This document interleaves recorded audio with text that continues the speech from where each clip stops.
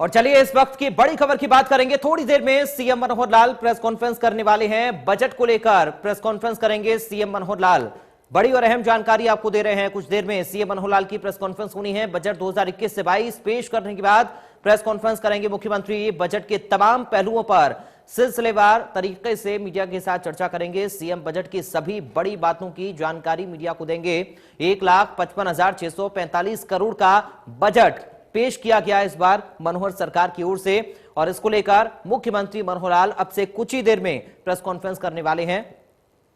CM press conference कर इस budget की बारीकियों को बताएंगे और बताएंगे किस तरीके से इसमें घोषणाएं अलग अलग सेक्टर्स के लिए, अलग अलग वर्ग के लोगों के लिए की गई हैं। और हमारे साथ संवाददाता विपिन परमार लगातार बने हुए हैं। विपिन, मुख्यमंत्री कुछ ही देर में प्रेस कॉन्फ्रेंस भी करने वाले हैं, क्या कुछ अपडेट मिल पा रहा है?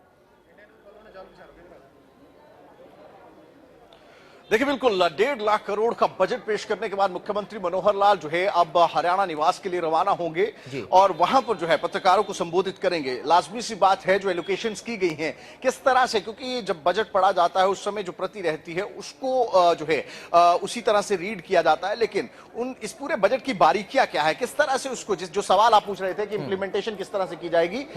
इंप्लीमेंटेशन को लेकर जो सवाल हैं उनका जवाब जो है वो देते हुए मुख्यमंत्री बतौर वित्त मंत्री प्रदेश के, जिनके द्वारा बजट पेश किया गया है, वो नजर आएंगे। ऐसी परिस्थितियों में तमाम तरह के सवाल हैं कि जो योजनाएं शुरू की गई हैं, क्योंकि सबसे बड़ी चुनौती, जिस तरह से हम कह रहे हैं, कोविड के काल में ये बजट बनाना सबसे बड़ी चुनौती थी, और कहीं ना कहीं जिस तरह से एलोकेशंस हुई हैं, जिस तरह से अलग अलग सेक्टर्स में अलग अलग तबके के लिए जो बढ़ोतरी देखने को मिली है एलोकेशंस में, उस चीज के बाद किस तरह से उसको इंप्लीमेंट किया जाएगा, किस तरह से उसे धरातल पर उतारा जाएगा, और आने वाले समय में सबसे बड़ी जो चुनौती मैं बता रहा था, आय, अपना इनकम का जो, क्योंकि राजस्व की प्राप्तियों को लेकर आप किस तरह से आगे बढ़ेंगे, उसको लेकर क्या कुछ विजन है, किस तरह से आप आगे बढ़ने वाले हैं, इन तमाम चीजों को लेकर जो है मुख्यमंत्री मनोहर लाल जो है कुछ ही देर के बाद पत्रकारों से मुखातिब होंगे। हरियाणा निवास में ये पत्रकार वार्ता है, और बजट पेश करने के बाद तमाम चीजें, तमाम आंकड़े, तमाम तरह के जो सवाल रहते हैं, जो पशुपेक्ष की परिस्थिति विपक्ष के सामने है, उस तमाम परिस्थिति को दूर करने का काम जो है अपने उत्तरों के माध्यम से जो है मुख्यमंत्री बतौर वित्त मंत्री जो है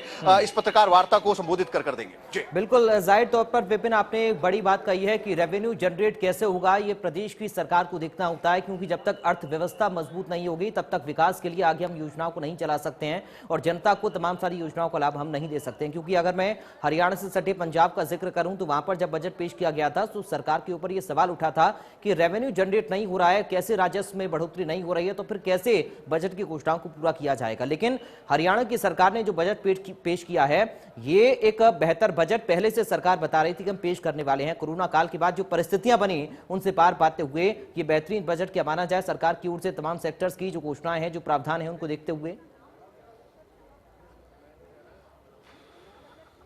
देखिए, लाजमी बात है, क्योंकि जिस तरह से, क्योंकि सबसे बड़ी जो चुनौती रही वो यही थी कि कोविड काल में, क्योंकि पिछले पूरे साल में आपकी इंडस्ट्रियल यूनिट्स बंद पड़ी, जिससे आप राजस्व प्राप्त करते हैं, जो आपका इनकम का सोर्स है, वो पूरी तरह से ठप पड़ा रहा। ऐसे में धीरे धीरे करके जो है वो जिंदगी को ट्रैक पर लाने का काम किया गया, और आज की परिस्थिति ये है कि हरियाणा में ज्यादातर तमाम यूनिट, चाहे इंडस्ट्रियल यूनिट्स हो, चाहे जो आपके राजस्व प्राप्त करने वाले विभाग हो, वो पूरी तरह से फंक्शनल है। ऐसी परिस्थितियों में कहीं ना कहीं जिस तरह से पिछले कुछ दिनों में जो बिजली कंपनियों की ओर से प्रॉफिट दिया गया,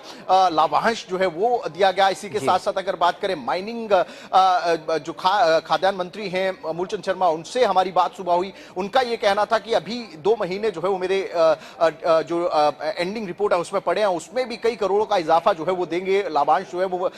सरकार को मिलेगा। तो धीरे धीरे जो चीजें हैं वो ट्रैक पर आ रही हैं, और उसी को विजन में और दिमाग में रखकर जो है तमाम अधिकारी और कर्मचारियों की वित्त विभाग की टीम जो है वो लगी रही दिन रात, और किसी तरह से इक्विलिब्रियम की स्टेट, क्योंकि जब समानता की बात आती है, जब आप इकोनॉमिक्स के माध्यम से अगर बात करें, कहीं ना कहीं इस चीज को समझे, तो इक्विलिब्रियम लाना बहुत ज्यादा जरूरी है, क्योंकि आप जितना खर्च करते हैं उतनी आपकी कमाई भी होनी चाहिए, और यही कहीं ना कहीं सरकार के दिमाग में रहा इस बजट को बनाते हुए। बिल्कुल, और कोरोना काल के बाद स्वास्थ्य को लेकर हमने देखा कि ज्यादा जोर अलग अलग राज्यों की सरकारों ने दिया है, देश की सरकार ने दिया, और जिस तरीके से इंप्लीमेंटेशन अपनी व्यवस्थाओं को सुधारने के लिए हमने किया कोरोना काल के बाद, वो एक बड़ा कदम था। तो हरियाणा का जो बजट पेश हुआ है, स्वास्थ्य को देखते हुए आप इस बजट को किस तरह से विपिन देख रहे हैं और प्रतिक्रियाएं उसको लेकर किस तरह से मिल रही हैं?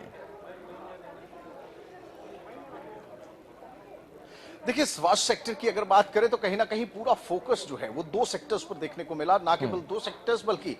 अलग अलग जो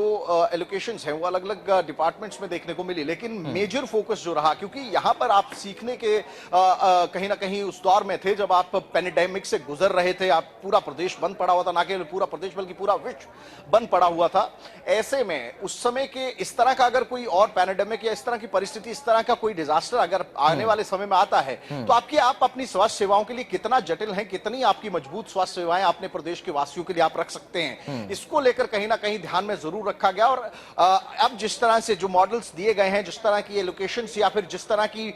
एक विजन या फिर योजनाओं की बात की गई या फिर जो कदम उठाने की बात की गई है, तो कहीं ना कहीं बहुत बड़ा फोकस जो है वो स्वास्थ्य सेक्टर पर रखा गया है, ताकि आने वाले समय में फ्यूचरिस्टिक का सोच अगर बात करें कहीं ना कहीं इस स्वास्थ्य सेक्टर की एलोकेशंस में देखने को मिली कि आने वाले समय में खुदा ना खास्ता अगर इस तरह की परिस्थितियां दोबारा पैदा होती हैं जब आपकी स्वास्थ्य सेवाओं का लाभ जो है जनता को चाहिए, तो उस समय पर्याप्त मात्रा में आपके पास मैकेनिज्म और